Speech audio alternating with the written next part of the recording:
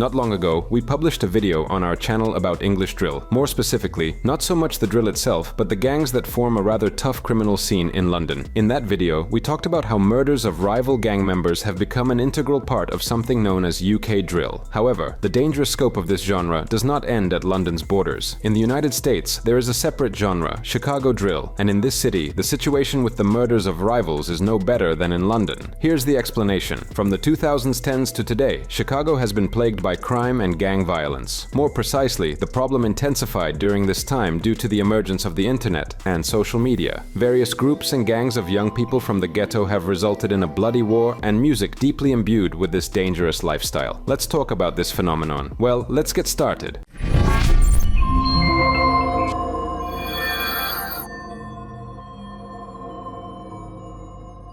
Chicago, and more specifically the O-Block area, is often referred to as Chiraq in the Chicago drill community. Why so? Chicago became the leading city in terms of murders and crime. Year after year, the city has recorded around 500 to 700 deaths annually. That's why young African Americans began using the slang term Chiraq. They combined the word Chicago with Iraq to form Chiraq. Yes, this city has earned such a bad reputation that it has been compared to wartime Iraq. Young people began forming gangs to survive. Teenagers aged 14 to 18 and older chose sides based on personal preference, family connections, or affinity for musicians associated with a particular gang. The main gangs are the Black Disciples and Gangster Disciples, abbreviated as BD and GD. These two rival gangs are the reason hundreds of people die on the streets. King Yella exposes how the government is behind the war in Chicago, and you won't believe it. The government really behind a lot of this, you feel me? They already set all the neighborhoods up to be like this. Chicago is segregated. You got the blacks only around blacks, Mexicans only around Mexicans, whites only around whites. So like, come on, man. They moved them to the project, made one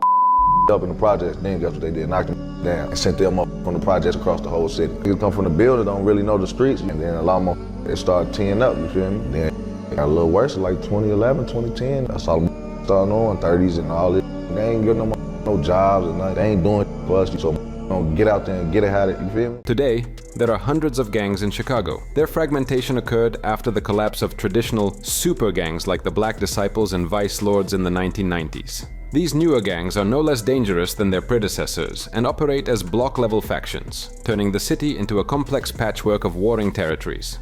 In a relatively recent phenomenon, many of these gangs produce drill, a Chicago version of gangsta rap with low-quality recording, filled with boasting and taunting of rivals.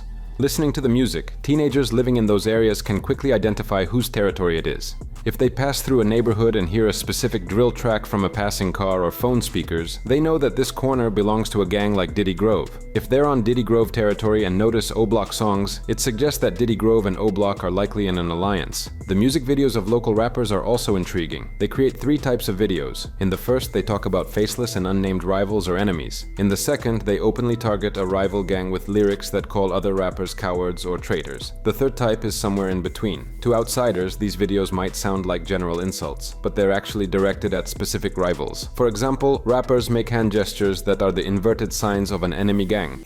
The whole hood know me.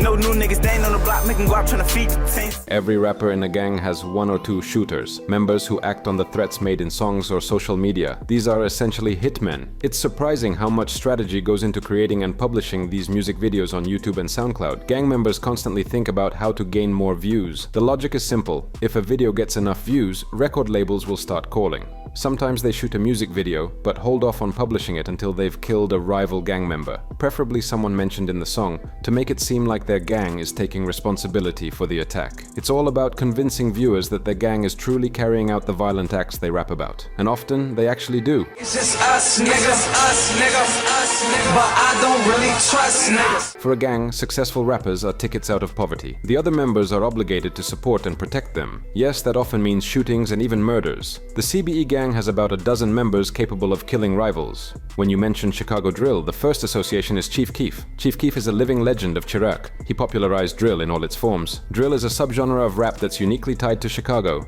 It's akin to gangster rap, but even more violent, focusing on gang wars, brutality, murders, drugs, the deaths of young men in the streets, insults, conflicts, and mocking deceased individuals. Drill is an unfiltered portrayal of criminal life. Drill is a reflection of the streets, a mirror of life where gang wars and sets are a daily reality. A set is a subgroup of larger gangs like GD and BD or other groups. Essentially, these are smaller factions. For instance, GD might dominate half the city, but on a particular street, the local group may have formed their own set, like FBG. FBG is a set of the main gang GD, typically with fewer members. Chief Keef deserves a separate discussion. Born Keith Cozart in Chicago, Illinois, to a 17-year-old mother, he was named after a late uncle. During his early years, he was under the care of his grandmother. Chief Keef began rapping at a very young age, using his mother's karaoke machine and blank tapes. He attended school but was expelled at the age of 15. In 2011, Keith Cozart first started gaining attention with his rap music. His mixtapes The Glory Road and Bang drew the public's interest.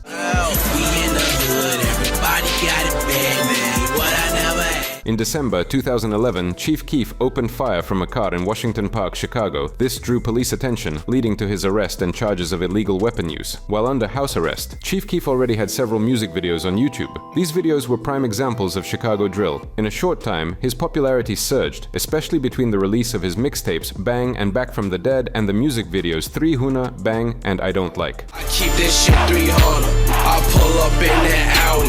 You pull up in. At the start of his music career, Chief Keef's song I Don't Like became a local hit in Chicago. It was described by a local promoter as the perfect Chicago song because rappers here just hate everything. Chief Keef also caught the attention of Chicago rapper Kanye West, who created a remix of his song featuring rappers Pusha T, Jadakiss, and Big Sean.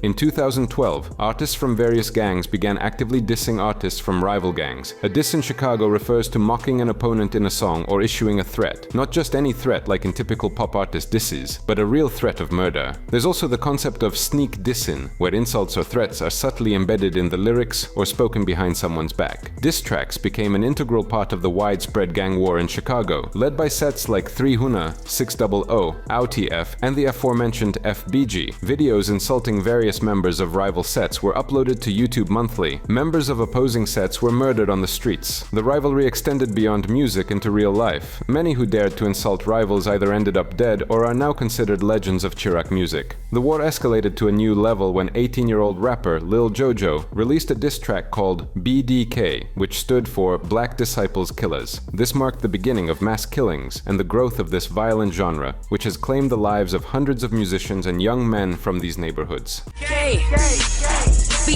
on the block, damn that every day. The lyrics of such tracks contain threats, mockery, and ridicule of fallen family or gang members. In the videos, you can see a variety of weapons, substances, t-shirts with the names and photos of fallen comrades, as well as the names of sets. The response to the video shown above did not take long. Lil Jojo was killed while riding his bike near his neighborhood. On Twitter, mockery of Lil Jojo immediately followed. Typically, the side that loses one of its members elevates them to the level of a legend, and the same happened with Lil Jojo's name. Now mentions of him often appear in the videos of Chicago rappers. Chief Keef was blamed for Lil Jojo's death, but it turned out he had nothing to do with it. His only guilt lies in popularizing the theme of gang wars. The day before Lil Jojo's death, he was riding in his car with friends. They drove into enemy territory and started laughing at Chief Keef's friend Lil Reese, who in response shouted that he would kill the opponent. The next morning, a car drove past Lil Jojo and fired shots from its windows. This method of killing is called a drive-by. By the way, there's a video online where Lil Reese threatens Lil Jojo. Fuck is wrong with you, hey, I am Brick Squad. Yeah, Brick Squad, boy. What the fuck is you talking about, boy? Over your bitch. We ain't for none. We ain't got heirs, man. By the way, here's Chief Keef talking about how many close people he lost in Chicago. Chief Keef names all the people he lost to violence and why he'll never go back to Chicago. And you lost a lot of friends to violence, huh? Mention some of the names. Let's give them a space right now. My cousin, Bud, my brother, Cap, Capo, Marvin, OD, White, Platoon, Keita, Lil Mo. There's a lot of guys. Did you just feel that loss of your friends? It's been felt. What did you do with those feelings? Take them and say, not cry, not, he'll want me to just laugh this out and be like, he'll want me to laugh. He'll want me to keep going and keep smiling. Another dead legend of Chiraq is the rapper L.I. Capone.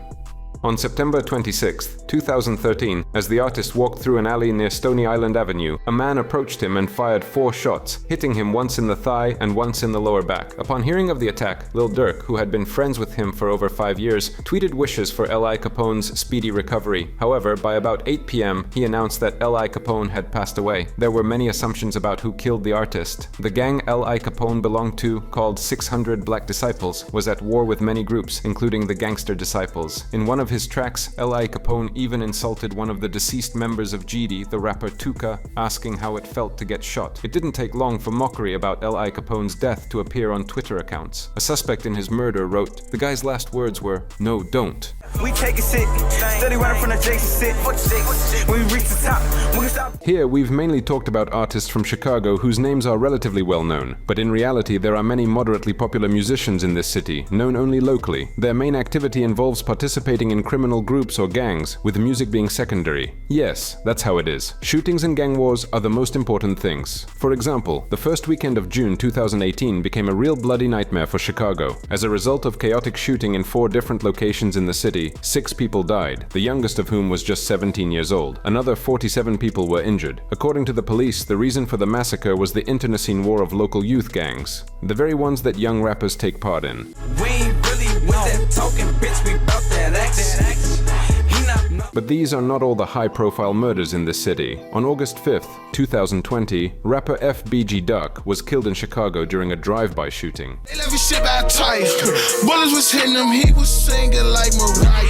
A year before that, rapper Lil Mister, Lil Durk's cousin, was killed in Chicago. The murder took place in the Inglewood area in the southern part of Chicago. It's crazy, yeah, we is insane. If you with the ops, It's also worth noting a loss on Chief Keef's side. On June 20th, 2020, rapper Kentrey Young, known as Trey Savage, was shot while driving through the southern part of his hometown of Chicago.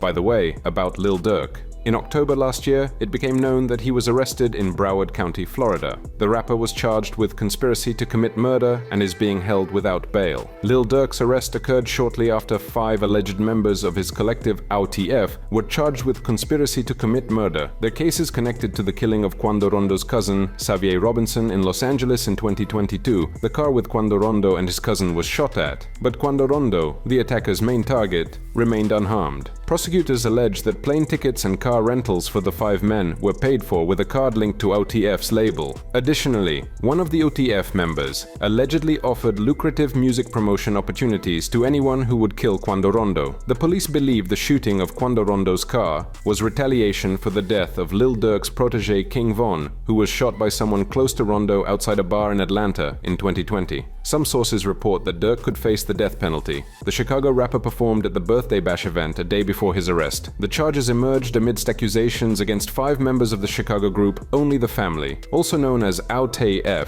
which Durk is deeply connected to. They were charged as accomplices in the murder-for-hire plot in Los Angeles, California. The grand jury indicted OutAF members Kayvon London Grant, known as Cuz or Vonnie, DeAndre Dontrell Wilson, known as Diddy, Asa Houston, known as Boogie, along with 5 unnamed accomplices, and Keith Jones, known as Flacca, and David Brian Lindsay, known as Brown Ayers, described as members of other Chicago gangs. Eventually, the focus shifted to Lil Durk. The indictment alleges that the men offered a bounty for rapper Quando Rondo, also known as TB, in response to the killing of another Chicago rapper, King Von, who was part of OutF and collaborated with Lil Durk. Artists like Brick Baby, in one of their tracks, claimed that Lil Durk promised a $1 million reward for the death of Lil Pub. The last nigga we turned the pack, we got $1 million plus. Additionally, there is information that rapper OutF Jam testified against Lil Durk. Later, the police placed him under protection as a valuable witness. Simultaneously, there's an ongoing case involving the murder of the cousin of rapper Au51 Melly, known as Steph. He was killed by a member of another gang named AJ. The murder was a contract killing and is believed to be revenge for rapper D Thang, allegedly also ordered by Lil Durk. A few days later, the widely known Aha was released, featuring AJ in the video. I'm getting it done, fuck tweeting, we sliding, the feds come. By the way, here's what King Von, the late friend of Lil Durk, said about Chicago and his home neighborhood. Do you, okay, so you're from O Block? Yeah. Like right there? Straight, yeah, that's what it's called. 64th King Drive, 64th, 65th. It's not really on 63rd. Right. That little whole area, Parkway Gardens, is complex. Do you remember when Keef came out? Was that like a huge changing point for the neighborhood and for Chicago as a whole? We was yeah. Yeah, Chicago as a whole, but really for us, because, you know, he from my block, so shit, you know how that shit go. But I was in jail. Oh, okay. So I was out first when we started rapping, he started going crazy. So you know, the shit been raw to us and shit, but not everybody get to listen to it. Now I'm in jail. They call him like, man, folks on the radio and shit now, folks going crazy. Like, he taking off with the shit. So I'm like, damn, what the fuck? Yeah. You know? But I'm in jail. I'm thinking about jail shit. We still young. We still gang banging. It's 2011, 2012. Right. So I get out, I see. Talk to him and shit. He on the radio and shit. He tell me on the radio, but he was on house arrest. And I get out. I was only out for like 8 months. I get back locked up. Damn. But that shit changed. Yeah, that shit, nah, you know. Now let's discuss the fates of other Chicago rappers, which perfectly illustrate what's happening in Chicago. Abir Sardin, better known as D-Rose, was born on June 10th, 1996 in Chicago. Their father was a member of the Folly Boys gang. Because the Folly Boys are part of the E.B. Key movement, D-Rose also became E.B. Key. Folly Boys is one of the many sets in the Motown territory, which is also home to BPS. Members of Folly Boys include Coquila El Chapo, 5 Star, and G Nuke. Motown includes gangs like Double G, E and Lowlife, as well as some others. Motown is not an alliance, but simply a large territory where sets are united by one idea: to resist the nearby Gidi gang. On the internet, you can find photos of Abir before he became an active gang member, back when he attended school like any other kid. Around this time, Abir took the nickname D-Rose in honor of former Chicago Bulls player Derrick Rose, who played as a point guard. Few people know that the aforementioned FBG Duck is Abir's cousin. As is known, D-Rose didn't always identify himself as part of one set and gained a reputation as a wanderer, though he never joined an enemy set. At first, he joined THF. You can see a tattoo with those same 3 letters on his hand. D-Rose also joined O-Block, with whom he was very close, and later the set 600, who were allies of THF in the war against 51 Young Money. It was in 600 that D-Rose established himself as a shooter. He also became part of the Black Disciples. This means D-Rose was an active member of at least 5 sets: Folly Boys, THF, O-Block, 600. This allowed him to have many friendships throughout South Chicago. When D-Rose joined the 600, he started closely interacting with Fredo Santana, Juice the Savage, Baldy, and Chief Keef. The latter is actually the reason why so many people know about D-Rose today. After joining 600 in 2011, D-Rose was one of the closest companions of Marcus Baldy London. Unfortunately, Baldy was killed by M.R.B. in July 2011. After this, D-Rose began his path as a shooter. Members of 600 created the so-called Baldy World, and Aber got a tattoo on his left hand in Baldy's honor. Incidentally, on his left hand, he also has a tattoo that says Drive, and on his right hand, Steve, together forming Steve Drive, in memory of the deceased 600 member Lil Steve. 5 months later, in December 2011, 14-year-old D-Rose committed his first murder. He killed 16-year-old Dale Fisher from a rival gang. There is little information about this murder. It is known that Fisher was killed in a drive-by, with several gunshots to the chest. D-Rose then participated in several more attacks, some of which were successful. He also helped other members of his group deal with their opponents. But how does this relate to rap? Let's explain. In 2014, perhaps the most brutal diss track of the time was released. No Competition by a member of a rival gang to D-Rose. The diss track's author was Lil Mark. In the diss, he mentioned 600 members such as Baldy, D-Thang, Lil Steve, Trix, and L.A. Capone.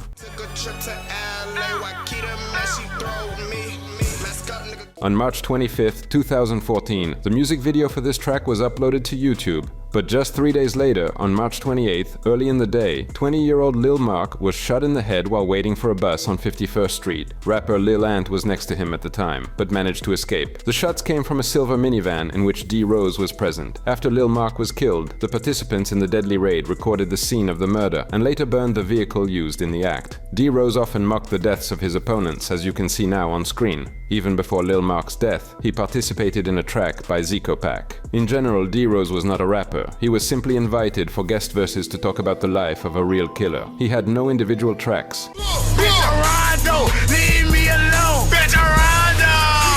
In February 2017, D-Rose was convicted and sentenced to 40 years for first-degree murder. He is currently in the Pontiac Correctional Center, with a planned release date in 2054. Today, he cannot be bailed out. Almost everyone from 600 has turned their backs on him. D-Rose's situation is dire, as no one is even able to hire him a lawyer. However, Abir's family continues to hope to bring him out of incarceration earlier than the set date. In some ways, this guy was even lucky. For D-Rose, prison was the only way to survive considering his lifestyle. He was a prime target for the AU-51 gang. They all wanted Abir Sardin off the streets of Chicago because they knew he posed a real threat to anyone who was against O-Block, 600, and T.I. Chef. Therefore, prison postponed D. Rose's inevitable death for a long time. Or take another story, Courtney Ely, better known as Cedi, a Chicago artist. He is a member of the same 600 gang that D. Rose was part of. He began his musical activity in 2011 with the release of the video for the track Man Down, recorded in collaboration with artist Buka. In 2013, the now-deceased Fredo Santana stated that Cedi was a member of his label Savage Squad Records. Cedi has several popular tracks with his close friend Rondo No. 9, such as Bailout and Go Crazy. In addition, he has joint songs with Chief Keef. Over the course of his career, Courtney managed to release one mixtape, 3 Much. We got Glocks, bitch, and they got mop sticks. For that guap, bitch. Cedi didn't achieve much success in music, but is known and respected on the streets, and his name instilled fear in many of his opponents. He is known under the nickname 22 Shots. He received this nickname after killing rapper Tutu from the rival set STL in many tracks by his friends. You can often hear the phrase, Cedi got 22 shots. There is information that Cedi, along with D. Rose, killed Fathead from the Young Money gang. In short, Cedi established himself as a real savage.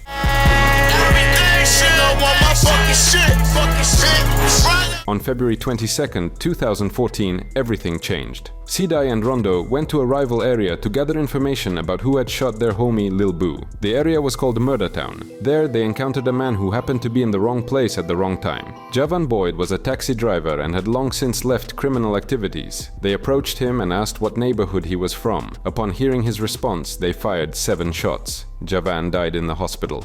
Their motives are unclear, but they likely just wanted revenge. Later, Rondo and Cedi received 38 and 39 years in prison for this murder. Rondo continues to file appeals and doesn't lose hope, but judging by Cedi's photos from prison, he lost hope long ago. Here is an interview with someone who Cedi tried to shoot. Oh yeah, Cedi.